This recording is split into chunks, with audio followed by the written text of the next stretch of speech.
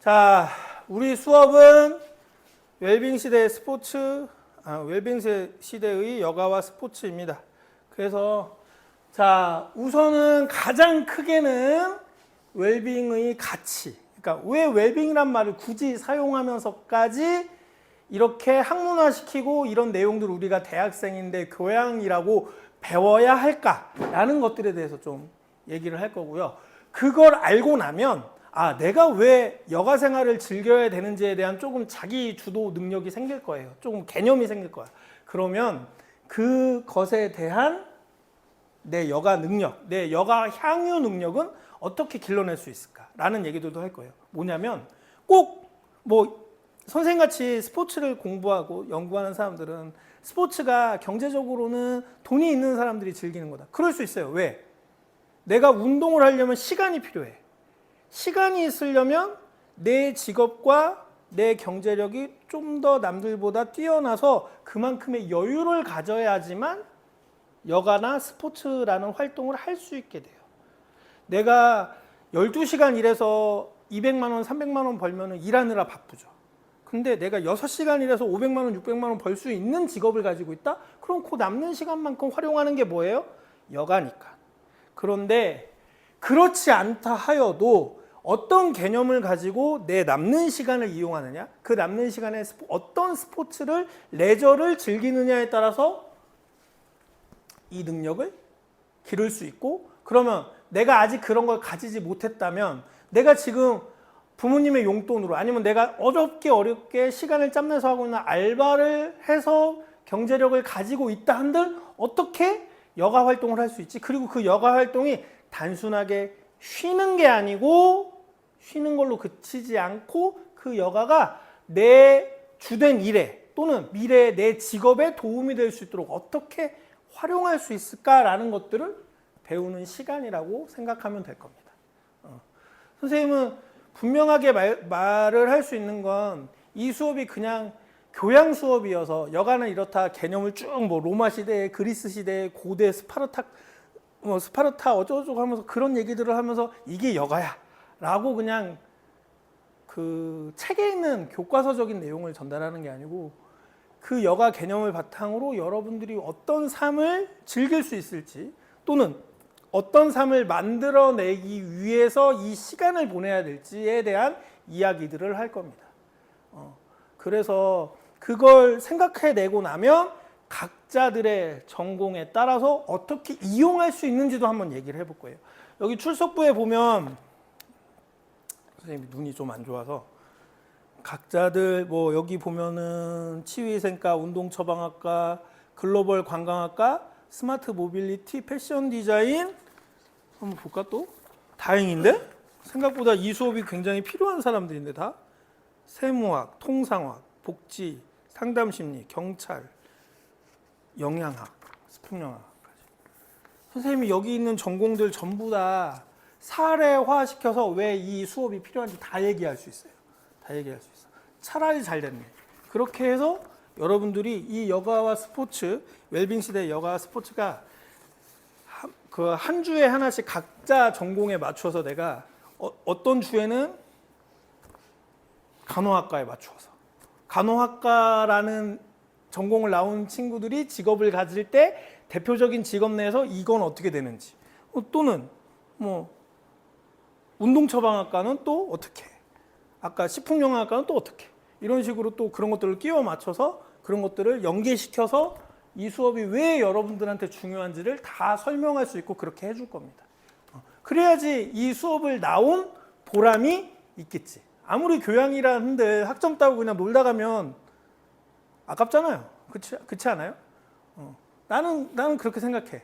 꼭 여기서 누가 A 받고 누가 C 받고 누가 D 받고 이런 문제가 아니고 내가 최소한 대학이었으면 대학이라는 말 자체가 주는 그 뭐라 그럴까 그 철학적이고 아니면 그 대학이라는 말 자체가 주는 장대함이 옛날에는 있었어. 그러니까 대학 큰 배움이 있는 곳이잖아요. 그러면 내가 앞으로 20살을 넘어서 죽을 때까지 중고등학교 때는 교과서 배운 거잖아요. 초중고 때는 수능을 보기 위해서 교과서에 있는 것들을 미친 듯이 팠다고 한다면 대학에서 배우는 건 여러분들이 이제 죽을 때까지 내 삶을 풍요롭게 하기 위해서 응용력을 기르기 위한 사회 구성원으로서의 기본을 배운다고 생각하면 되거든요.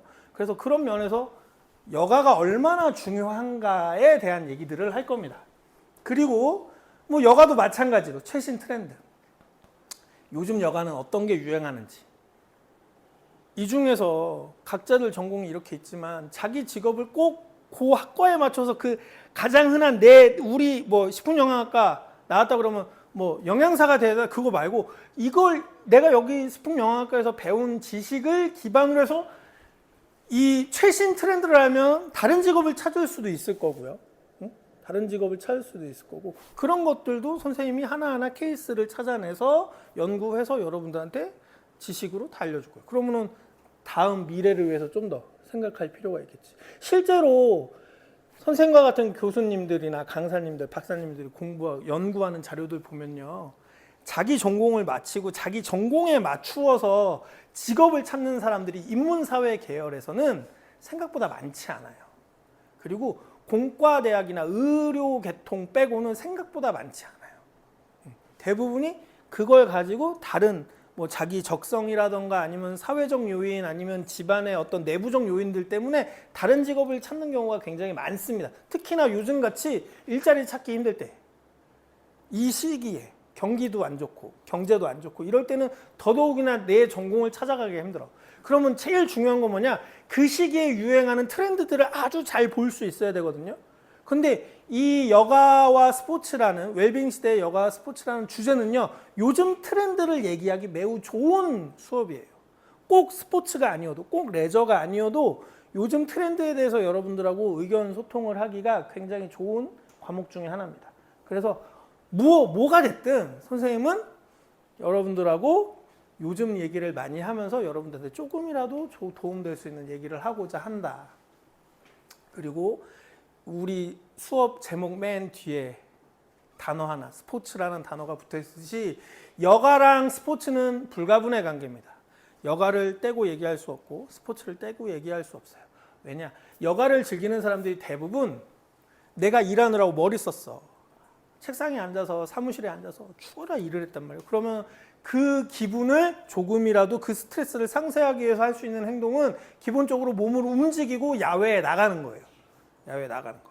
그러면 거기서 가장 많이 할 수 있는 건 여행 아니면 스포츠야.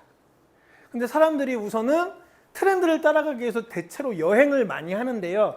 근데 여행은 생각보다 비용이, 시간이 많이 들어. 근데 비용과 시간이 덜 드는 게 상대적으로 또 스포츠라고요. 그래서 여가 시간을 즐긴다고 했을 때 내가 일 반대적인 개념으로 가장 많이 선택하는 게 스포츠일 수밖에 없다. 그래서 스포츠에 대한 얘기들도 할 겁니다. 다만 여기서 뭐 우리가 축구공 갖고 나가서 뛰어놀자가 아니고, 스포츠에서는 요즘 어떻게 시간을 보내고 어떻게 돈을 쓰고 어떻게 생산적인 활동을 하고 그걸 어떻게 내 수익으로 전환하는지 등등에 대한 얘기들을 하면서 여가 시간을 어떻게 즐겨볼 수 있다. 그리고 그 여가 시간이 여러분들에게는 어떻게 도움이 될 거다라는 얘기들을 하게 될 겁니다. 그 다음에 이제 기본적으로는 여가의 이론을 한 주 정도 하게 되겠죠. 한 주 정도 하게 될 것이고, 그 다음에 그래서 이런 이론하고 사례를 적당히 잘 섞어서 최대한 재미있는 시청각 자료와 함께 편안하게 공부할 수 있는 시간을 만들 겁니다. 교양이라는 단어의 수준을 넘어가지 않기 위해서 최대한 노력할 거예요. 최대한 노력할 거예요. 그래야지 여러분들이 부담 갖지 않고 월요일날 아침에 와서 수업 들을 수 있겠지. 월요일날 이 수업이 월요일날 배치된 이유는 여러 가지 이유가 있겠죠. 아무래도 전공 수업들을 화수목에 놓다 보면 교양 수업들은 대체로 월금에 빠질 거예요. 그리고 그 중에서도 아마 여러분들은 그래도 이 과목이 좀 듣기 편하지 않을까 선택해서 왔을 거고, 분명히 그럴 겁니다. 그런데 그 기대를 저버리지 않기 위해서 선생님도 최대한 노력해서 재밌고 쉽고 편안하게 들을 수 있는 과목으로 최대한 준비를 할 겁니다. 그렇다고 해서 뭐 쓸데없는 얘기들 하는 거 아니고, 아까 분명히 얘기했죠. 각자 전공과 그리고 미래에 필요할 만한 지식으로 다 만들 겁니다. 자,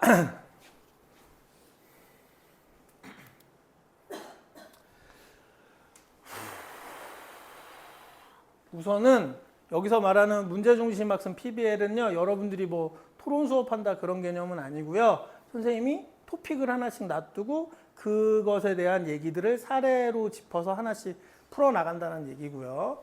그리고 뭐 에듀테크는 이클래스 이용해서 뭐 고급스러운 말 썼을 뿐이에요. 그냥 이클래스 이용해서 최대한 많은 자료랑 공유를 하면서 여러분들이 학습하기 편하게 만들어 주겠다는 겁니다. 지금 녹화하고 있는 거 지금 여기 선생님 유튜브 채널이고요. 여기 네이버 블로그예요. 그래서 지금도 녹화하고 있는 거 아마도 내일 새벽이면 올라갈 거고요. 선생님이 미안하지만 서울에서 왔다 갔다 합니다. 그래서 일요일 날 미리 어제 도착해서 하룻밤 자고 이제 아침 수업 나오는 건데요. 그리고 하루 종일 오늘 5시까지 여기서 수업인데 이제 서울로 복귀해서 내일 새벽에 작업해서 오늘 녹화한 거는 이제 내일 새벽에 올라갈 거예요. 그러면은 실제 강의는 여러분들만 볼 겁니다. 이렇게 녹화된 실제 강의는 여러분들만 볼 수 있게 이 클래스에다가 몇 주차 몇 월 실제 강의 녹화 영상 링크라고 해서 이 클래스에다 올려놓으면 그거 클릭하는 사람만 볼 수 있게 일부 공개로 해놓을 거고요. 그리고 예습. 선생님이 이제 PDF는 매주 수업 전날 올려놓을 거예요. 이 클래스에다가 PDF, 그러니까 PPT 파일 강의 자료. 교재는 없고 강의 자료만 있는데 강의 자료를 이 클래스에다 올려놓으면 그걸 가지고 선생님이 기본 예습 영상을 한 짧게는 5분, 길게는 15분짜리를 만들거든요. 그거는 항상 미리 올라갈 거예요. 미리 여러분들 수업 나오기 전날 예습 영상이 만들어진 건 올라가는데 그걸 먼저 보고 싶은 사람들은 그건 완전 공개거든요. 여러분뿐만 아니고 다른 사람, 그 선생님 유튜브 채널에 왔다 갔다 하는 모든 사람들이 볼 수 있어요. 그거는 미리 올려놓을 거고 실제 강의 영상 녹화해서 그 다음날 올라갑니다. 그리고 실제 강의 영상은 여러분들만 볼 수 있게 링크를 이 클래스에다만 공개할 겁니다. 그렇게 해서 이용하시면 됩니다. 그리고 이 네이버 블로그는 뭐냐? 여러분들 수업하는 자료 다 PDF로 되어 있거든요. 다 줄임말이잖아. 선생님이 여기서 설명하고 PDF는 줄임말이에요. 그러면 이해가 안 될 수도 있어. 이 수업을 놓치는 순간. 그래서 그걸 다 일일이 풀어서 에세이처럼 글로 써놓은 것들은 네이버로 올라갑니다. 네이버로 올라가요. 그래서 선생님이 왜 이런 방법을 쓰느냐면 요즘은 공부할 수 있는 소스가 널려 있어요. 인터넷에 가면 수도 없이 검색해서 찾아낼 수 있고요. 그런데 문제는 그 중에 정말 필요한 지식이나 정보가 여러분들은 그걸 골라낼 수 있는 역량은 아직 없단 말이에요. 근데 선생님은 내 전공이니까 내가 골라낼 수 있죠. 그래서 최소한 반드시 봐야 돼서 그걸 압축한 것들만 딱 올려놓는. 그럼 이것만 봐도 충분히 이해가 된다라는 개념, 전제 조건 하에 여기다 올려놓는데 이런 거 안 주고 여러분들 알아서 공부하세요 그러면 정말 쓸모없는 지식을 공부할 수도 있고 지식은 좋은데 잘 찾았는데 문제는 시간이 오래 걸릴 수도 있어. 근데 우리가 한 학년, 한 학기 끝내자고 하는 수업들이 몇 개나 있는데 선생님이야 내 수업만 하면 되지만 여러분들은 다른 수업도 있고 학점도 따야 되고 하면 얼마나 공부할 양이 많아요. 그러니까 최대한 압축해서 필요한 내용들을 주기 위해서 교재 없이 여기랑 여기를 이용해서 최대한 압축되고 정제된 내용만 전달합니다. 그래서 이 내용들만 보면 여기에 있는 내용들 선생님이 이 클래스에다 강의자로 올려주는 것만 보면 충분히 수업을 따라올 수 있도록 해줄 겁니다. 단 그래도 본인의 궁금점, 본인의 호기심이나 궁금함이 커서 그래도 더 물어보고 싶다? 물어보면 됩니다. 이메일로 언제든지 문자 메시지, 카톡으로 언제든지 물어보면 됩니다. 그러면 선생님이 답변해 줄 거예요.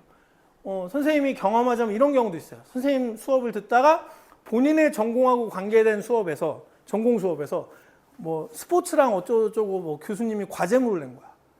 근데 정보를 구할 데가 없어. 그래서 선생님한테 연락해서 선생님 저 무슨 수업에서 이런 얘기를 하는데 우리 전공 수업인데 스포츠와 연계된 뭐를 하라는데 자기는 모르겠습니다. 좀 도와줘요? 도와줄 수 있어요. 그러니까 그런 측면에서 이런 여러 가지 채널들을 잘 이용해서 필요한 정보들을 가져가면 됩니다.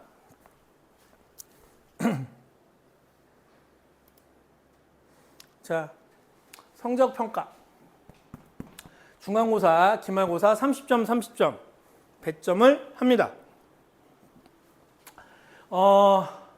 중간고사는 이거 지금 반대로 써 있는 이거 봐. 이거 안 고쳐놨는데요. 중간고사는 서술형이에요. 서술형. 선생님 예상 문제 4개 줍니다. 미리. 일주 전에. 예상 문제 일주일 전에 미리 예상 문제 서술형 예상 문제 4개 주고요. 그 중에 2문제만 선생님 랜덤으로 낼 거야. 사람들 랜덤이 아니고. 그 선생님이 2문제만 아무거나 골라서 낼 겁니다. 이 클래스에서 온라인 시험. 그러면 공부 열심히 하면 되고 미리 해놓으면 되고 예상 문제 줬으니까 미리 공부해서 A4 용지에 딱 들어가는 한 2,000자 정도, 1,500자 정도만 딱 요약을 해놓으면 얼마든지 알아서 시험 볼 수 있겠죠? 근데 이게 쉬운 문제는 아니야. 왜냐면은 아까도 앞선 시간에서 얘기했는데요. 요즘 여러분들은 수강생들은 내가 그동안 한 2, 3년 지켜보니까 이렇게 서술형을 온라인으로 한다 그러면 다 GPT한테 물어본 다음에 복사해서 넣거나 아니면 복붙이 안 되면 GPT에 나온 거 그대로 쓰고 있어요. 근데 학교 시스템이 얼마나 좋아진 줄 아세요? 학교 이클래스 시스템이 모니터가 창이 2개 열려있으면 2개 열려있다고 선생님이 보는 레포트에 다 떠요. 모니터가 익스플로러 크롬 그게 창이 2개 열려 있었다고 뜨기도 하고요. 아니면은 여러 학생이 같이 야 이거 다 뭐야 그러면서 서로 막 얘기하잖아요. 그럼 IP 주소 다 떠요.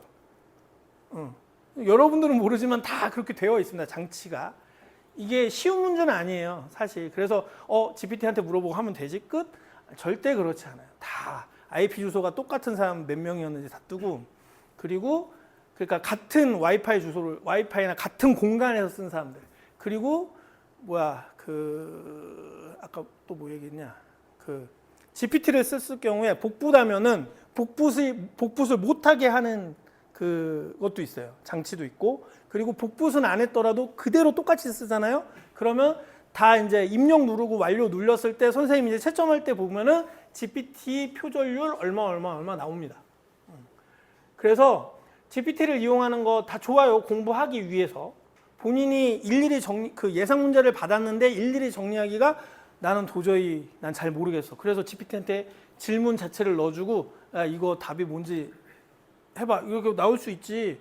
근데 그거 그대로 복붙하면 선생님이 채점할 때 보입니다. GPT 표절률 뭐 50% 이상, 100%, 90% 이렇게 떠 있거든요. 그러면 이제 그건 점수 못 받는 거야. 대신에 공부를 그렇게 해도 됩니다. 다만 쓸 때 그대로 쓰지 말라는 거예요. GPT한테 답이 나왔으면 그걸 쭉 읽어보고 자기 식대로 이해하고 다시 쓰라고. 그러면 표절률이 뚝 떨어져요. 뚝 떨어져. 공부하는 거야. 뭐 책을 보던 GPT를 보던 뭔 차이야.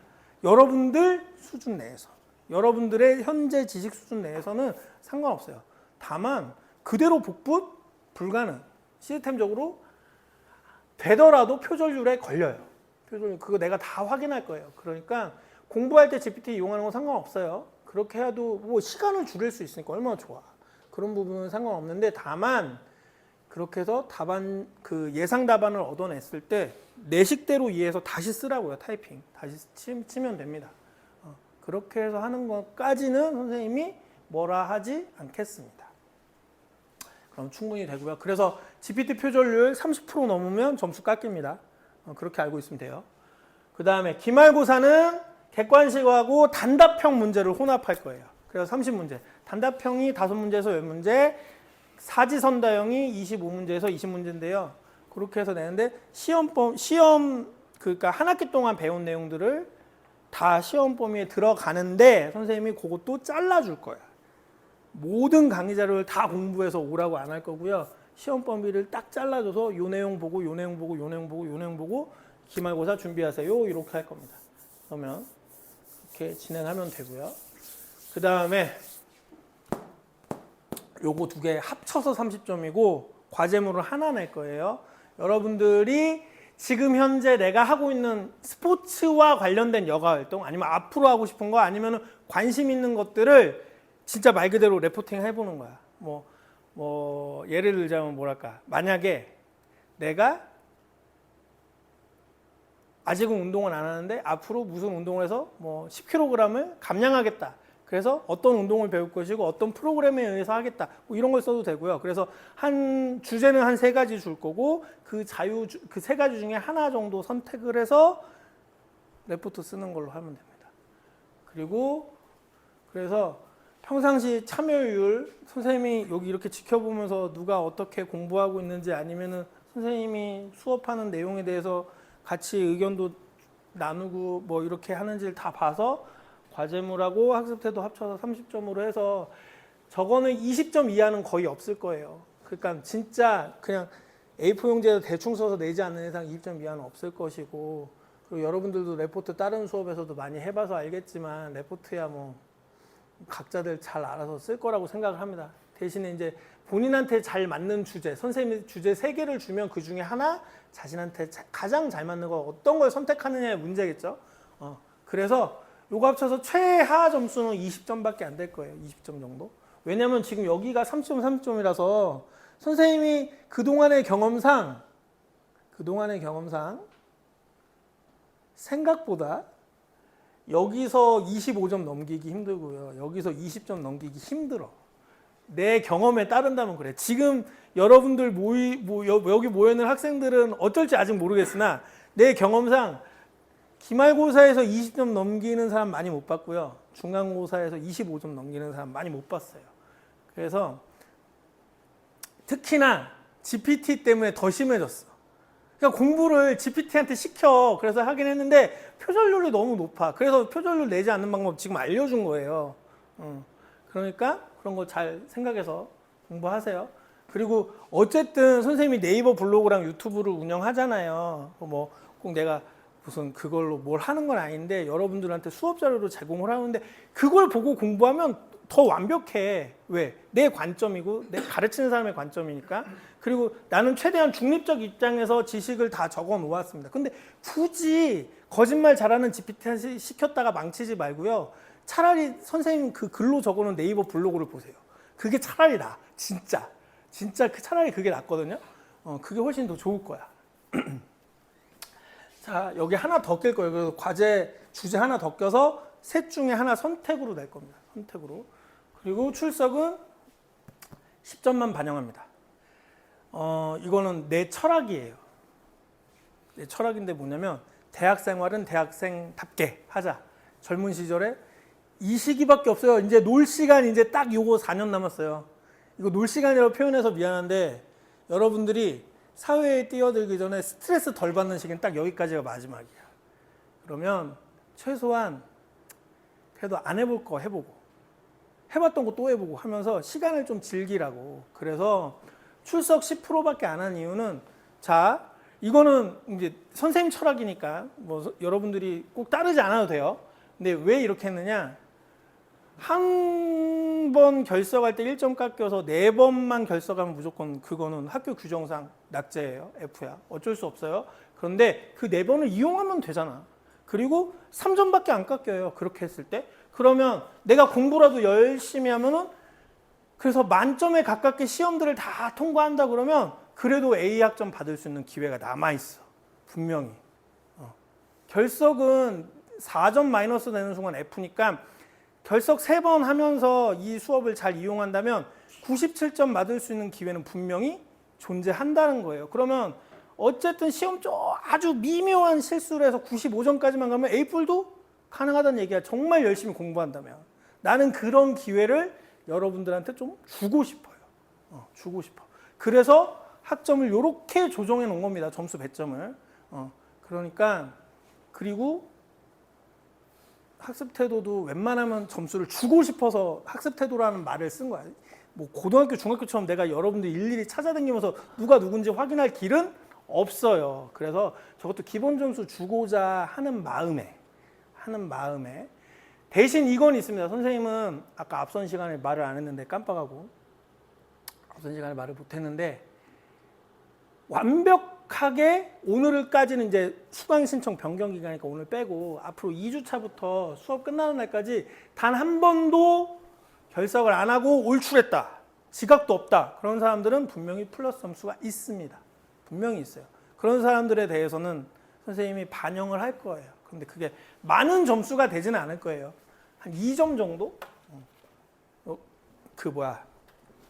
여러분들 사이에 그 A 받을 수 있는 친구들, 뭐 B 받을 수 있는 친구들이 있다 한다면 이게 성적을 낼 때 변별력이 안 생겼을 땐 분명히 올출한 사람이 좀 더 변별력이 안 생겼을 때 그 집단 내에서 그러니까 분명히 A, B, C 변별력은 분명히 있어요. 근데 B 사이에서 변별력이 잘 안 나.